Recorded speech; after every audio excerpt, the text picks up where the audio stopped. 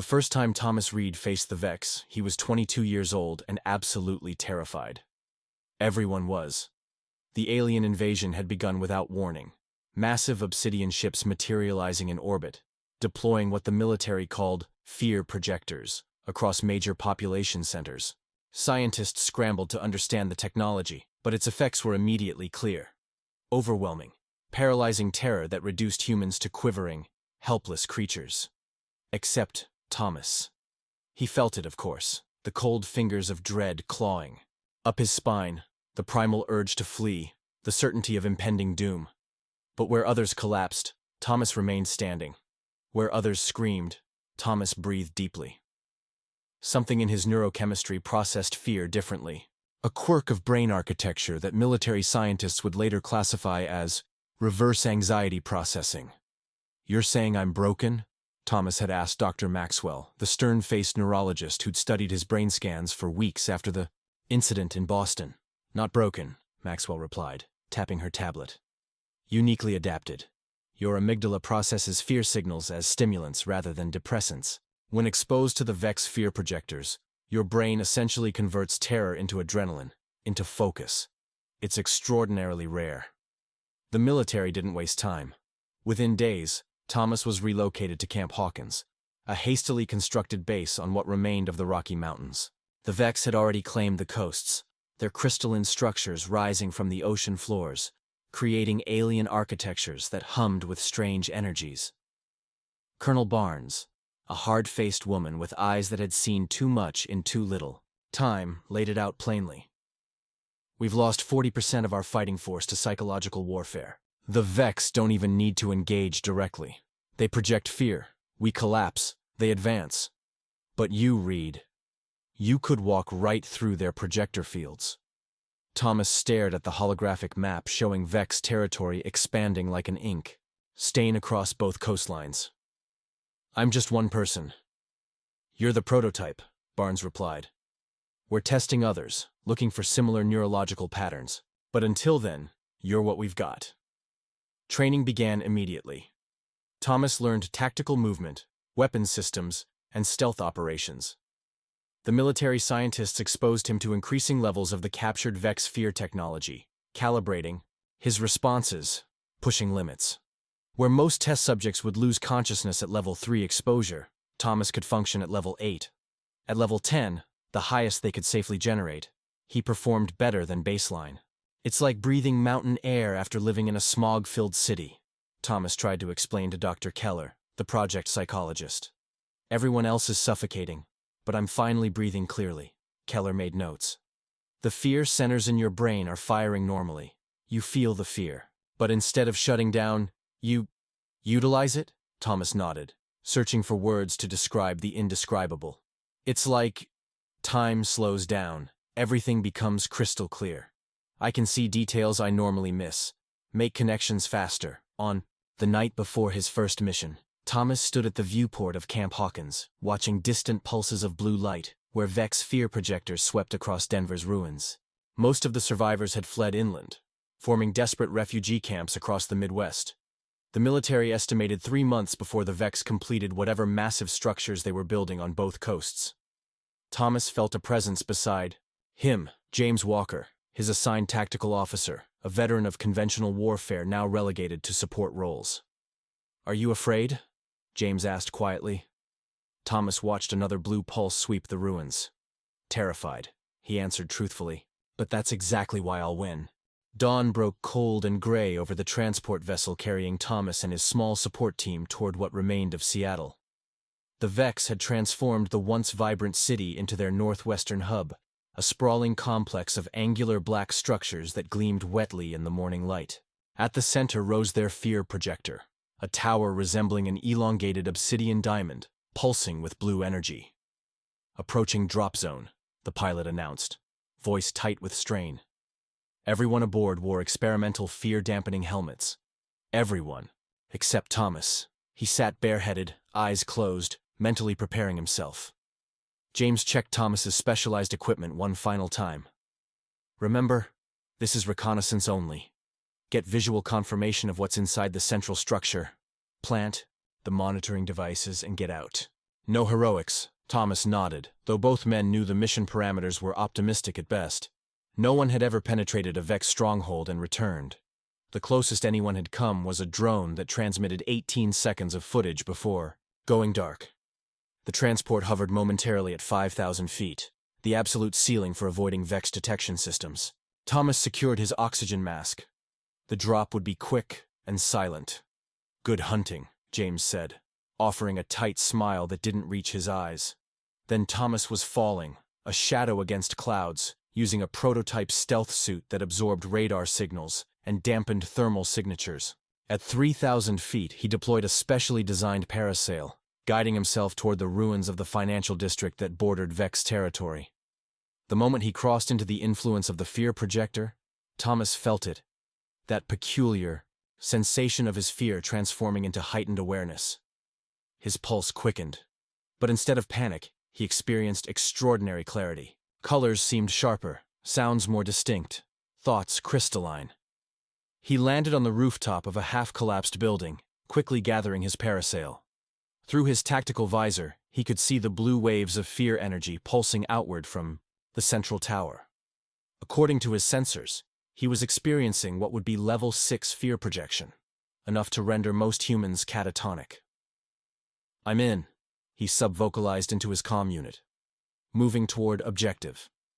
Thomas navigated through the skeleton of the city, keeping to shadows, moving during the brief intervals between fear pulses. As he drew closer to the central Vex structure, the architecture around him grew increasingly alien. Human buildings partially absorbed and reconfigured with the obsidian-like material the Vex favored. 3 blocks from the main structure, Thomas encountered his first Vex patrol. He froze in the shadow of a derelict bus, watching through his visor as 3 figures moved in perfect synchronization down the street. They weren't what anyone had expected. No tentacles, no exoskeletons, no obvious weapons. They appeared almost human in silhouette, bipedal, approximately 6 feet tall with proportional limbs. But their movements were too fluid, too precise, and where their faces should have been, they had only smooth, reflective surfaces that seemed to absorb light rather than reflect it. Thomas waited until they passed, then continued his approach. The fear projections were nearly continuous now, waves of terrifying energy washing over him every few seconds. He embraced each pulse, feeling his senses sharpen further with every wave. At the base of the central structure, Thomas discovered what appeared to be an entrance, a triangular opening that periodically dilated and contracted like a massive pupil. Timing his movement between contractions, he slipped inside. The interior defied human architecture. Corridors shifted and realigned themselves as he watched. Gravity seemed to vary between sections, and everywhere, embedded in the walls themselves, were strange crystalline formations that pulsed with the same blue energy as the fear projector. "I'm inside," Thomas whispered into his comm. "You're not going to believe this." The corridors of the Vex structure seemed to breathe, expanding and contracting in slow, deliberate rhythms. Thomas moved cautiously, his back pressed against walls that felt strangely warm and slightly yielding, like flesh stretched over metal. The fear pulses inside were more concentrated, what his instruments classified as level 9. Yet Thomas had never felt more alert, more precise in his movements and thoughts. He planted monitoring devices at strategic junctions, tiny crystalline, spiders that would burrow into the Vex architecture and transmit data back to Camp Hawkins. Each spider contained a fragment of Vex technology, reverse-engineered from debris recovered after their initial attack. The military's scientists hoping the devices would be perceived as part of the structure itself. 4 devices planted, Thomas subvocalized. "Proceeding deeper." Static answered him. He was too far inside now, the strange materials of the Vex structure blocking communication. Thomas was entirely alone. The corridor opened suddenly into a vast chamber that defied earthly physics. The ceiling soared upward, folding in on itself in impossible geometries. The floor appeared to be a liquid surface that somehow supported his weight. And suspended in the center of the chamber was what Thomas immediately recognized as the fear projector's core. A pulsating crystalline heart the size of a small car, blue energy coiling and uncoiling within its faceted surface. Surrounding the core were 12 Vex beings, arranged in a perfect circle. They weren't moving, but they weren't stationary either. existing in a state Thomas's human perception struggled to interpret. It was as if they flickered between multiple positions simultaneously. His orders were clear: observe, record, retreat. Thomas activated his suit's imaging systems, capturing everything. But as the scan reached 50% completion, something changed. The Vex beings stopped their flickering, and as one, their featureless faces turned in his direction. They hadn't seen him, not exactly, but they'd sensed something. A disruption in their environment. The fear pulse emanating from the core intensified dramatically, jumping to level 10, then beyond, into uncharted territory. Thomas felt the change immediately. Where before the fear had sharpened his senses, now it threatened to overwhelm them. His vision began to tunnel, his breathing growing ragged. But he fought back, mentally recalibrating, adapting to the new intensity. He wouldn't give in. Couldn't. One of the Vex beings detached from the circle and began moving in his direction. Not walking, but gliding, as if the strange liquid floor carried it forward on invisible currents. Thomas backed slowly toward the corridor through which he'd entered, keeping his movements deliberate despite the nearly overwhelming urge to run. The corridor behind him had sealed itself. No retreat possible. The approaching Vex stopped 5 meters away, its featureless face tilted slightly, a disturbingly human gesture of curiosity. Then it raised one limb, and the fear projection altered again. Not stronger this time, but more directed, more personal. Thomas felt the fear probe his mind directly, seeking his deepest terrors. Images flashed through his consciousness. Earth, consumed by Vex structures, humanity reduced to cattle, himself transformed into something no longer human. The fear wasn't general anymore. It was tailored specifically to him, crafted with surgical precision. His neurological quirk, his ability to transmute fear into focus, began to falter under the personalized assault. Cold sweat beaded on his forehead. His hands trembled. The Vex being took another step forward. In desperation, Thomas reached for his sidearm, a conventional weapon that military command had insisted would be useless against the Vex, but had included in his equipment. Regardless, the familiar weight steadied him momentarily. The Vex being paused, its featureless face reflecting Thomas's distorted image back at him. Then it extended both limbs, and Thomas felt something new enter his mind. Not fear this time, but curiosity. Alien curiosity, cold and analytical, probing his thoughts the way a scientist might examine a particularly interesting specimen. "You do not break." A voice that wasn't a voice resonated in his mind. Fascinating. Thomas raised his weapon, though instinct told him it would be useless. "Stay back." The Vex being made no sound, but Thomas felt something like amusement ripple through the fear field. Then, unexpectedly, the being retreated, rejoining the circle around the core. The pathway, behind Thomas, delayed it open again. A clear invitation. Or dismissal. Thomas hesitated only briefly before backing away, keeping his eyes on the circle of Vex beings until he reached the corridor. Only then did he turn and move quickly through the shifting passages, his mind racing, to process what had just happened. The Vex hadn't killed him when they could have. They'd studied him, then let him go. Why? As he emerged from the structure and radioed for extraction, Thomas couldn't shake the feeling that he hadn't escaped. He'd been released. And somehow, that was far more terrifying than anything the fear projectors could generate. Camp Hawkins erupted into controlled chaos when Thomas returned. Scientists and military personnel swarmed him, extracting data from his suit, debriefing him for hours, subjecting him to medical scans to assess the effects of prolonged exposure to the Vex fear projectors. "They communicated with you?" Colonel Barnes asked for the third time, her face betraying rare astonishment. "Directly?" Thomas nodded wearily. "Not with words exactly. More like concepts, impressions." He rubbed his temples, fighting exhaustion. "They were curious about me, about why I didn't break. That's the term they used." Dr. Maxwell studied her tablet, scrolling through Thomas's neural readings. "Your brain chemistry shows significant alterations. The fear response pathways have evolved somehow, adapted even further to the Vex influence." "What does that mean?" James asked from where he leaned against the wall, arms crossed. Maxwell shook her head. "I don't know yet, But he's changing. I feel fine, Thomas insisted, though that wasn't entirely true. Since returning, he'd noticed subtle differences in his perception. Colors seemed slightly off, sounds occasionally distorted, and sometimes, just at the edge of consciousness, he thought he could still feel the pulse of the fear projector. Even here, hundreds of miles from Vex territory. Colonel Barnes dismissed the medical team and sat directly across from Thomas, her expression grave. The monitoring devices you planted are transmitting. What they're showing us? She trailed off, then steeled herself. The Vex aren't building outposts, Reed. They're building transformation engines. She activated a holographic display showing complex energy patterns flowing from the Vex structures into the ground beneath them. They're changing Earth's fundamental properties: atmospheric composition, gravitational constants, even the electromagnetic field. They're terraforming our planet to suit themselves. Thomas absorbed this, feeling a chill that had nothing to do with fear projection. How long? At the current rate? 6 months before the changes become irreversible.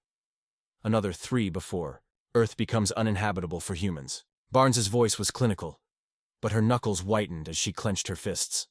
We're preparing a counterattack, everything we have left. But we need to understand their tech better, find a weakness. You want me to go back in?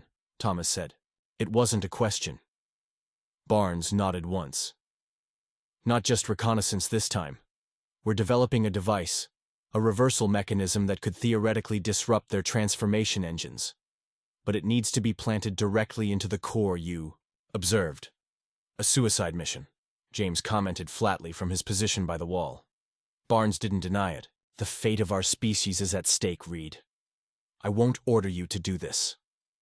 Thomas thought about the moment in the Vex chamber, the alien presence in his mind, the curious dispassion with which it had examined him.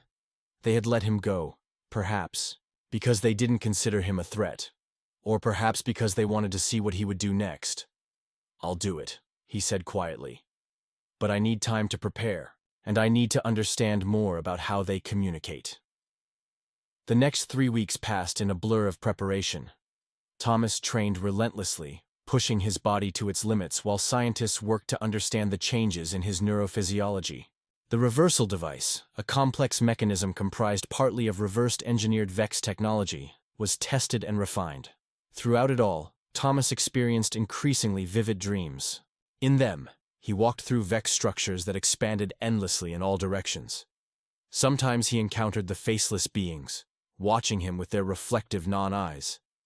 Sometimes he sensed they were trying to tell him something important, something just beyond his comprehension. He didn't report the dreams, didn't mention the moments when, fully awake, he would catch glimpses of blue energy pulsing at the corners of his vision, or the times when gravity seemed momentarily wrong, as if the earth beneath him had forgotten its proper density. The night before the mission, James found Thomas standing alone on the observation deck, looking not at the stars, but at his own reflection in the reinforced glass. You know they're worried about you, James said without preamble. Maxwell thinks the Vex did something to you when they were in your mind. Some kind of, I don't know, infection or alteration? Thomas continued studying his reflection. His eyes look different. Sometimes they seem to reflect light oddly, almost like the featureless faces of the Vex. They're scared I've been compromised, Thomas said. Have you? Thomas finally turned to face his friend. I don't think so, but I'm not the same person who dropped into Seattle. The fear, it doesn't just sharpen my senses anymore. It feels like it's opening doors in my mind, doors to understanding something vast. James studied him for a long moment. Just remember what side you're on, Reed. Thomas nodded, though as he turned back to the window, he wondered if the concept of sides was too simple for what humanity was truly facing. The second insertion went smoother than the first. This time, Thomas dropped directly into Vex territory under cover of a massive electrical storm. Whether natural or Vex-induced, meteorologists couldn't determine. The fear projections seemed to intensify the storm, turning rain into something that hissed and steamed when it struck the obsidian structures. Thomas moved with newfound confidence through the alien architecture, navigating passages that seemed to rearrange themselves less when he approached as if the structure somehow recognized him. The reversal device was securely fastened to his back. 20 pounds of precisely calibrated technology designed to disrupt the transformation engine at its core. Approaching central chamber, he subvocalized into his comm unit, knowing the signal was being boosted by satellites positioned specifically for this mission. Fear projection at level 11, but manageable. That was an understatement. The fear washed through him like a familiar drug now, heightening every sense, slowing his perception of time, allowing him to notice patterns in the Vex architecture that had been invisible during his first visit. The walls weren't solid, but comprised of billions of microscopic components in constant motion. The pulsing blue energy wasn't projected but transmitted through crystalline lattices embedded throughout the structure. The central chamber appeared unchanged, the same impossible geometry, the same liquid floor, the same crystalline core pulsating, with blue energy. But the circle of Vex beings had grown to 16, and they weren't in their flickering semi-state. They stood perfectly still, arranged in a precise formation, clearly waiting. For him. Thomas hesitated at the chamber's threshold. This wasn't right. They shouldn't be expecting him. His approach had been perfectly executed, his stealth tech operating flawlessly, unless they had sensed him coming through some means humanity hadn't yet discovered. Or unless the touch they had placed on his mind during his first visit had left a connection. The thought should have terrified him. Instead, Thomas felt an unsettling calmness as he stepped into the chamber, the reversal device heavy on his back. The Vex beings made no move to stop him as he approached the central core, maintaining their circular formation but tracking his movement with their featureless faces. You return. With purpose. The concepts appeared in Thomas's mind unbidden, clearer than before. Not words exactly, but pure meaning, untranslated and direct. You know why I'm here, Thomas said aloud, continuing his advance toward the core. To stop transformation, to preserve original state. Futile. Thomas unshouldered the reversal device, his movements deliberate, watching for any sign of aggression from the Vex beings. They remained motionless. Why aren't you stopping me? He asked, genuinely curious, despite the mission urgency. One of the Vex beings separated slightly from the formation, moving closer, but maintaining a non-threatening distance. Your species fears change, transformation, evolution. You breathe fear differently. You understand partially. You carry our catalyst unknowingly. Thomas froze, his hands on the reversal device. Catalyst? The fear projection pulsed stronger for an instant, and Thomas gasped as understanding flooded his mind. Memories reshuffled, connections formed, the dreams, the subtle changes in perception, the moments of alien insight. The Vex hadn't just examined him during their first encounter. They had altered him, infected him with something that had been slowly changing him from within. With sudden clarity, Thomas understood the true nature of the Vex. They weren't invaders in the conventional sense. They were transformers, cosmic gardeners who reshaped worlds according to patterns incomprehensible to those being reshaped. And they had chosen Thomas as their first bridge, the first human catalyst who could survive their influence and spread it further. His hands trembled on the reversal device. The mission parameters were clear. Reach the core, plant the device, activate it, then attempt extraction if possible. Humanity's last, desperate counterstrike. But now he understood what the device would actually do. Not stop the transformation, but accelerate it catastrophically, creating a chain reaction that would tear apart the delicate weave the Vex were creating. Earth would be preserved as human habitat, yes, but at what cost to its potential? To the cosmic purpose the Vex were enacting? Decision point. The Vex consciousness pressed into his mind. Preservation or transformation?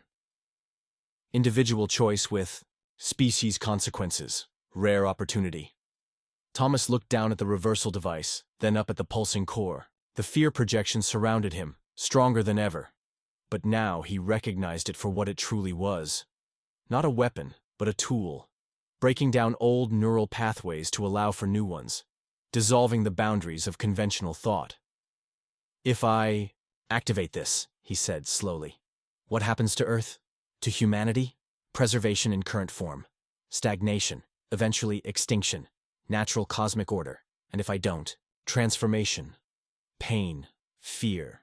Then, evolution beyond current comprehension, integration into greater pattern. Thomas closed his eyes, feeling the weight of the choice pressing down on him. He had been sent to save humanity as it existed now. But what if humanity's future lay along a different path than anyone had imagined? The reversal device hummed against Thomas's palm, warm and insistent, awaiting activation. Behind him, he sensed rather than heard the formation of Vex beings shifting subtly, their collective attention focused entirely on his choice. Thomas thought of Camp Hawkins, of Colonel Barnes and Dr. Maxwell, of the refugees huddled in makeshift shelters across the shrinking territory humans still controlled. He thought of their fear, legitimate, understandable fear of extinction, of becoming obsolete on their own planet. Then he looked deeper into the patterns revealed to him through the Vex sphere projection, the intricate, perfect design of their transformation, the way it built upon Earth's existing systems rather than obliterating them. Not destruction, but transcendence. Painful, terrifying transcendence. "You're changing us without consent," Thomas said, his voice echoing strangely in the chamber. "That's why we fight you. Consent requires understanding. Understanding requires transformation. Circular problem. The logic was alien, but undeniable. How could humanity consent to something beyond their comprehension? Yet how could they comprehend without first beginning the transformation? Thomas realized he stood at a unique juncture, the first human capable of understanding enough to make an informed choice, not just for himself, but potentially for his entire species. "Show me," he said suddenly, setting the reversal device carefully on the liquid floor. "Show me what Earth becomes if your transformation completes." The fear projection shifted, focusing directly on Thomas with unprecedented intensity.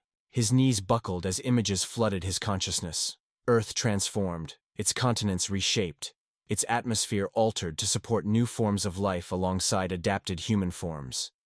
Humanity evolving, not through slow biological processes, but through integration with Vex technology, becoming something that straddled the boundary between organic and synthetic.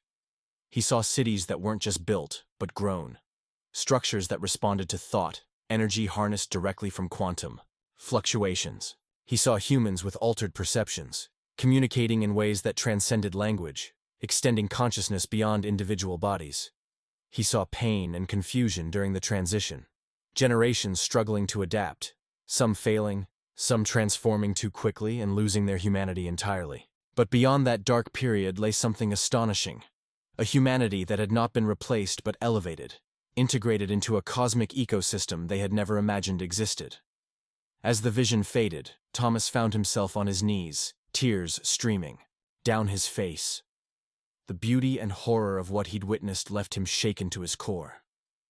"Some would choose extinction over such change," he whispered, knowing the Vex could perceive his thoughts regardless. "Yes. Choice significant. Individuals matter." Thomas glanced again at the reversal device. One simple action would stop all of it. Preserve Earth as a human world. Halt the transformation. The mission. His duty. But the vision lingered, impossible to unsee. The potential. Future of a transformed humanity reaching beyond Earth, beyond the solar system, becoming part of something vaster than their current civilization could imagine. Thomas made his decision. With deliberate movements, he lifted the reversal device and began reconfiguring it, using the understanding that now flowed through his altered consciousness. The Vex beings watched without interference as he repurposed the human-made technology, intuitively understanding what he intended. When he finished, the device no longer functioned as a disruptor, but as a communicator, a bridge between human and Vex consciousness, capable of transmitting the visions he had experienced directly to others, not forcing transformation, but offering understanding, offering choice. "I'm not choosing for all humanity," Thomas said, activating the modified device.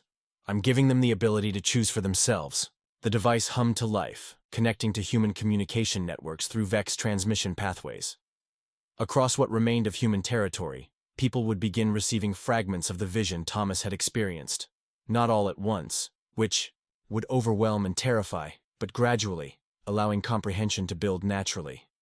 unexpected solution. Elegant.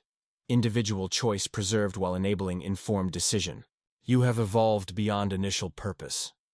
That's what humans do, Thomas replied, standing straighter now. We adapt. We surprise ourselves. As the modified device pulsed with both human and Vex energy signatures, Thomas felt a strange peace settle over him. He had not saved humanity in the way Camp Hawkins had intended. Nor had he surrendered to alien influence entirely. He had forged a third path, one that honored human agency while acknowledging cosmic reality. The fear projections surrounding him felt different now. Not something to resist or overcome, but something to incorporate, to breathe in and transform through understanding. Fear into growth. Terror into evolution. You will serve as translator between species during transition period, the Vex presence in his mind suggested. Bridge between forms. Thomas nodded, knowing he could never return to Camp Hawkins as the same person who had left it. His transformation had progressed too far. But perhaps, with the modified device broadcasting understanding across human networks, others would begin to comprehend. Perhaps fear could become the catalyst for something greater than preservation. They weaponized fear, Thomas murmured, remembering how the military had first described the Vex technology. But fear can transform as well as paralyze. Around him, the Vex chamber pulsed in what felt strangely like agreement. 3 months after Thomas's decision in the Vex chamber, humanity stood divided. The modified device had worked precisely as intended, transmitting fragments of understanding to human populations worldwide. Some received mere glimpses, dreams, of transformed landscapes, intuitive flashes of higher-dimensional mathematics, the sensation of communicating without words. Others, particularly those with neurological patterns similar to Thomas's original state, received more complete visions. The reactions varied wildly. Some embraced the potential transformation, gathering in communities near Vex structures, seeking further connection. Others fought harder against the alien presence, their fear calcifying into desperate resistance. Civil authorities fractured along ideological lines. Military commands split between factions. Camp Hawkins had become the epicenter of the resistance, with Colonel Barnes coordinating what remained of conventional forces, developing new weapons designed to destroy Vex structures based on data extracted from Thomas's first mission. They considered him a traitor, his actions the result of alien manipulation rather than informed choice. Thomas himself had established a settlement at the boundary between human and Vex territory, a place called Threshold, where those curious about transformation could come to learn, to understand before deciding. The settlement had grown rapidly, with scientists, engineers, artists, and philosophers arriving daily, drawn by the partial visions they had received through the modified device. James had found him there 3 weeks after the mission, arriving alone and unannounced. Barnes sent assassins first, James had said without preamble, standing at the perimeter of Threshold. 3 teams. None returned. Thomas had nodded, unsurprised. The Vex did not harm humans directly, but their architecture now recognized threats and simply redirected them. Those who entered with violent intent found themselves walking in recursive spatial loops, emerging days later, disoriented but unharmed, their weapons mysteriously absent. Then she sent me, James continued, to talk, to understand what the hell you're doing. That conversation had lasted days, Thomas explaining everything he had learned, everything he had seen, James listening, skeptical but open-minded, asking pointed questions that revealed his military training and pragmatic worldview.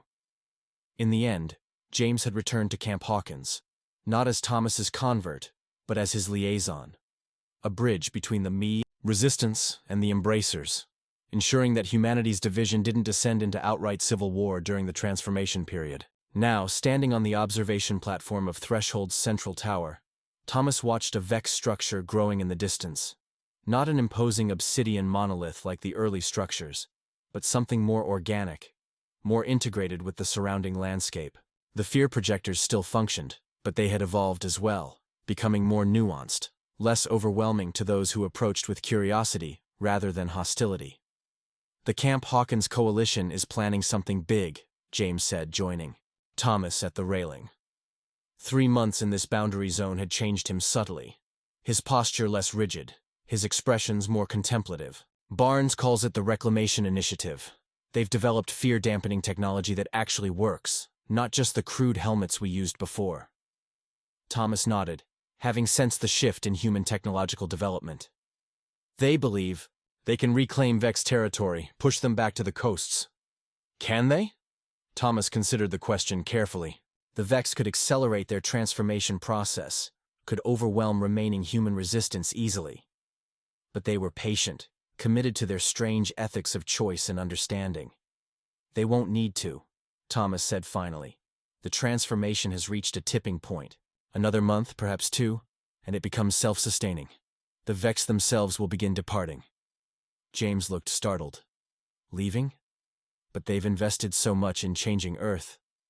That's their pattern, Thomas explained. They initiate transformation, guide it through the critical early phases, then move on once the process becomes self-directing. They've done this countless times across countless worlds. And we become… what? Their colonists? Their children?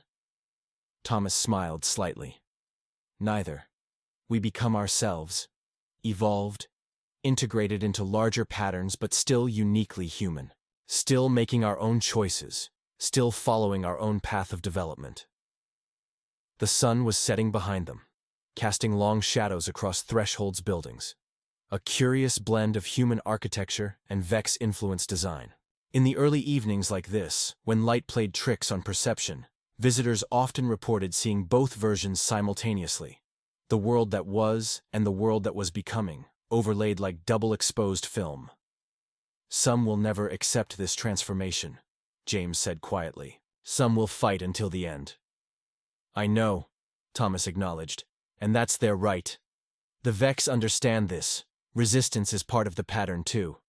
Those who cannot or will not transform may remain in protected enclaves preserving human culture as it existed before. Living museums of a sort, but vital ones. James studied Thomas's profile in the fading light. You've changed even more since I last visited. Your eyes. Thomas nodded. His transformation had progressed faster than others due to his direct contact with the Vex core and his neurological predisposition. His eyes now reflected light differently, revealing subtle geometric patterns within the iris. His perception had expanded to include spectrums beyond normal human vision. Sometimes he could see the mathematical underpinnings of reality itself, the code behind the simulation, as some of Threshold's residents described it. I'm still me, Thomas assured him. Just more than I was before. The fear they projected. It wasn't a weapon. It was a catalyst for neurological evolution, breaking down perceptual barriers. A sudden pulse of blue energy washed across the landscape, visible now to many humans without special equipment, a sign of how the collective consciousness was already shifting. Thomas breathed it in deeply, feeling the familiar sharpening of his senses, the expansion of awareness that once had been terrifying but now felt essential. They weaponized fear, James murmured, watching the blue wave dissipate. And you breathed it in like fresh air. Thomas smiled at the echo of what he himself had once said. Fear of change is humanity's greatest limitation and our greatest motivator. The Vex simply amplified what was already there, forcing us to either evolve beyond it or be consumed by it. As darkness fell completely, lights activated across Threshold, some electrical, others based on bioluminescent technologies adapted from Vex designs. In the distance, the growing Vex structure pulsed in harmony with the settlement's rhythm, the boundary between alien and human already blurring. Thomas placed a hand on his friend's shoulder. Humanity won't end with this transformation, James. We'll carry forward what makes us human. Our creativity, our compassion, our endless curiosity. We'll take those qualities to the stars in forms we can barely imagine now. Above them, the night sky seemed to shimmer with new potential. Constellations revealing patterns that had always been there, but that human eyes were only now evolving to perceive. There's a delegation from Camp Hawkins arriving tomorrow, James said after a long silence. Barnes herself is coming. She wants to see what's happening here firsthand before committing to the Reclamation Initiative. Thomas nodded, unsurprised. Despite her resistance, Colonel Barnes was pragmatic above all else. She'll be welcome here. All are. Later that night, As James slept in Threshold's visitor quarters, Thomas walked alone to the edge of the settlement, where human territory met Vex architecture. The boundary was less defined now, patches of transformed Earth extending into human spaces, fragments of human construction incorporated into Vex designs. At the very edge stood a single Vex being. The same one, Thomas somehow knew, that had first recognized his uniqueness in the Seattle structure. Its featureless face turned toward him in greeting. The resistance leader comes seeking understanding. Progress. She comes seeking advantage, Thomas corrected. But understanding may follow. Your species adapts quickly when necessary. Promising. Sign. Thomas regarded his alien counterpart thoughtfully. Over months of communication, he had learned to interpret subtle variations in the Vex consciousness. This one carried what might be called respect in human terms. What happens after you leave? Thomas asked the question that had lingered in his mind. Will we be truly alone with this transformation? Never truly alone. All transformed worlds connect through underlying patterns. Communication possible across vast distances. Network of evolved consciousness spanning galaxies. Thomas absorbed this, understanding more through the direct mental connection than through the approximated concepts. Earth wouldn't be isolated in its transformation.